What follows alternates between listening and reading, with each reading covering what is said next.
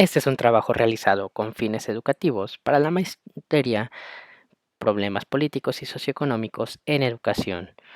Corresponde a la unidad 4, Política Educativa, y es el proyecto integrador etapa 2.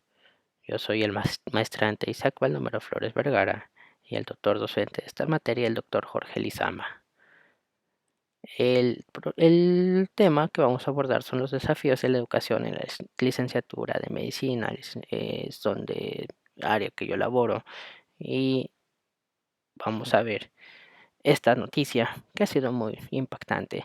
Me acuerdo que en el año de 2018 yo me encontraba como estudiante en un hospital del norte del país, perdón, del norte de la ciudad, en donde se había quitado la vida un, un médico de posgrado, pero al fin de cuentas estudiante. Quería yo encontrar esa noticia para poderla presentar, sin embargo no la encontré, pero sí encontré que hay muchos pues pérdidas de vidas. Vean ahí en diferentes años, diferentes médicos que normalmente ya cuando abrimos la noticia son médicos en formación, pregrado y posgrado, que se llegan a quitar la vida. El año pasado inclusive, lugar donde laboro, un estudiante se sube a uno de estos dos edificios que se encuentran en esta escuela, que tienen 6 pisos. Hay una torre más que tiene creo que más pisos. Se sube al sexto piso, posiblemente, y se tira al vacío. A mí me llama la atención como las autoridades lo minimizan con este mensaje. Informa que lamentablemente el fallecimiento de un alumno luego de lanzarse al vacío desde uno de los edificios del plantel. A la ligera, básicamente. ¿Qué se está haciendo? ¿Cómo es que dentro de tu misma escuela, de tu misma institución está ocurriendo esto? Y bueno, las noticias eh, muy serias en esta ocasión, pero pues fuera de eso, ¿qué se hizo? Se suspendieron las actividades académicas, los padres fueron informados, se retiró el cuerpo, se puso un mensaje y no basta porque precisamente el reciente 28 de agosto muchos se vieron afectados por el cierre de esta línea 3 del metro de la Ciudad de México, porque otro estudiante de medicina bajó a las vías. Y así dicen las noticias, bajó a las vías. Se aventó. Estamos viendo este tipo de noticias frecuentemente. Me puse a investigar un tanto al respecto. Y sí, esto tiene un trasfondo social. Uno es la violencia intrafamiliar, otro el abandono, otro el rechazo. También la exigencia no justificada dentro del ámbito académico. Entonces, como docentes tenemos que identificar esos alumnos, aquel que tiene algún dato de violencia intrafamiliar. Tal vez no lo vamos a atender nosotros, no somos quien para atenderlo, pero sí para identificarlo inmediatamente, referirlo.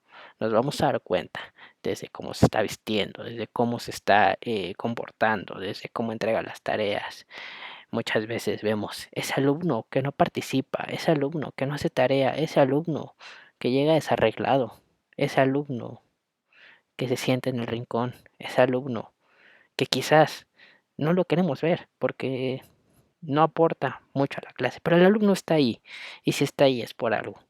Hay que tener mucho ojo clínico con este tipo de alumnos para poderlos identificar aquellos que sufren rechazo, que sufren de ciertos grados de bullying, apoyarlos, integrarlos en los equipos de trabajo, a poderlos quizás canalizar a alguna actividad o con alguien que los pueda ir integrando al medio académico.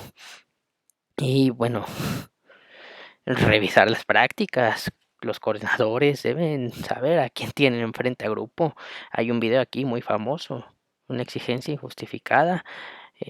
La exigencia está bien, pero debe ser justificada. Y si un médico está yendo a laborar y le están pagando porque tiene que hacer sus notas, porque tiene que hacer sus cirugías, porque tiene que hacer su labor, pues la tiene que hacer él.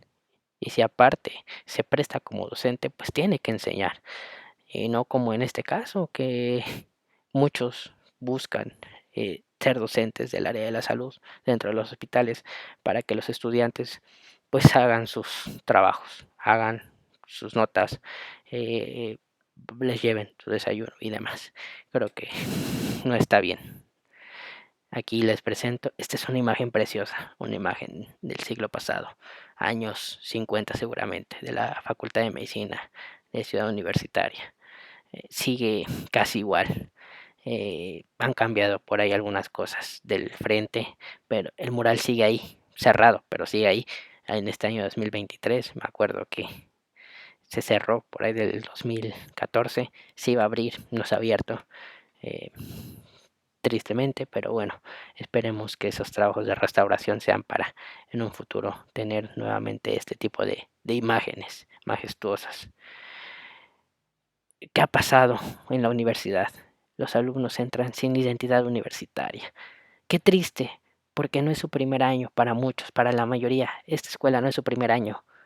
Ya tuvieron 3 años de formación en las escuelas nacionales preparatorias, en los SHs, y entran sin identidad universitaria a la universidad y no valoran este tipo de imágenes. Y de ahí surgen un sinfín de problemas.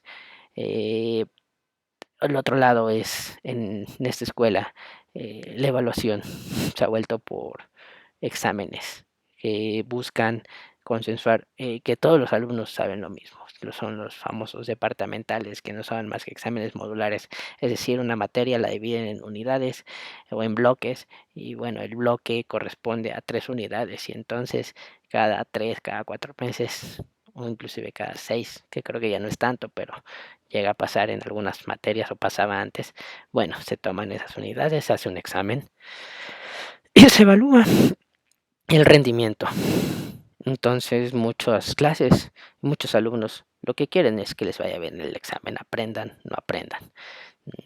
Estamos ahí ante situaciones muy difíciles, porque el alumno que debería primero aprender y luego ir a contestar un examen realmente sencillo y que solo le exige el poder hacer buenas asociaciones, el poder tener un cierto razonamiento, está más preocupado en saber qué le van a preguntar y aprenderse las preguntas, aprenderse las respuestas e ir a escupir el conocimiento. Y entonces no podemos avanzar. También vemos que en este tipo de exámenes los alumnos tienen un poco de deficiencia porque se les pregunta una cosa y contestan otras, no siguen instrucciones. Y visto también esta imagen, también es preciosa, un aula de anatomía de hace años. Actualmente esto ya no se utiliza, se ha quitado las horas de anatomía, pero la pregunta es cómo va a conocer el estudiante al que se le está exigiendo para el futuro si no sabe, si no sabe dónde está trabajando y está trabajando con el cuerpo humano, al menos en el caso de la medicina humana. Aquí tenemos otros laboratorios que ahora están más en auge. Los laboratorios de fisiología ahora han sido suplidos por laboratorios de simulación. Vean cómo hacer procedimientos para que no lleguemos a hacer malas prácticas sobre los pacientes. Y vean esta otra. Imagínense llegar a un lugar así ya como médico. Hay que llegar con mucho conocimiento. No hay más médicos a veces. O los que hay no se han actualizado. Entonces, hay que llegar con mucho conocimiento. Y si el alumno no aprendió a leer, no aprendió a escribir, no ha aprendido todos estos conceptos, no aprendió todo el vocabulario que requiere, ¿cómo va a llegar aquí si no sabe contextos históricos, contextos sociales? Vean, vean, así vive la gente en México, así vive la gente en gran parte del país y con situaciones más precarias, más rudimentarias. Representativa la moto ahí. Podrá no haber muchas cosas, pero una moto de transporte sí hay. Y eso conlleva a muchas situaciones, desde accidentes, desde delincuencia y demás. Eh, Vean esta norma, reciente publicación, se publica en junio de 2022 y vean, se estima que para el año 2050 la población va a crecer y vamos a necesitar más médicos, eso es lo que dice, y que aparte van a tener que ser pues especialistas, gran parte de ellos o alguna parte de ellos. No tenemos ni un sistema bien definido, ha cambiado Y vean el principio del sexenio, el INSABI, ahora IMSS, Bienestar, pero el IMSS Bienestar no es más que la oportunidad si el Prospera, que actualmente se le está tratando de dar esa importancia que por qué no se le dio hace 20 años. En fin, ¿qué hay que mejorar? Los contenidos que el docente imparte. Hay que tener muy claro lo que se está enseñando, no divagar, no divagar, porque al alumno le causa incertidumbre, le causa miedo, no exigir cosas absurdas, sino tener un poquito más de mandar al estudiante a fortalecer su lectoescritura, que aprenda a identificar qué se le pregunta para que sepa qué contestar. Pero no solo eso, sino también identificar pues cuáles son algunas deficiencias para que se puedan subsanar y entonces se puedan lograr mayores aprendizajes. El otro es la enseñanza humanística. Ahí está, con la tecnología, no perder de vista que la tecnología es fundamental. Actualmente es una herramienta, no la podemos quitar, no la debemos quitar. La tecnología es excelente. Eh, las aplicaciones, las redes sociales, bueno, también son una opción que debemos, pues si vamos a incluir, saber cómo le estamos incluyendo, pero al menos la tecnología, no quitarla, pero utilizarla para transmitir conocimientos no solo científicos, sino también humanísticos. Finalmente ahí tenemos el cuidar la salud mental, fortalecer los programas de salud mental, poder dar actividades extras, no solo en el campo del área que se está estudiando, en este caso de la medicina, sino también dar la oportunidad a otro tipo de talleres, ya sean artísticos, ya sean culturales, que sean en nuestro propio cuidado, en nuestras propias finanzas, en espiritualidad y demás.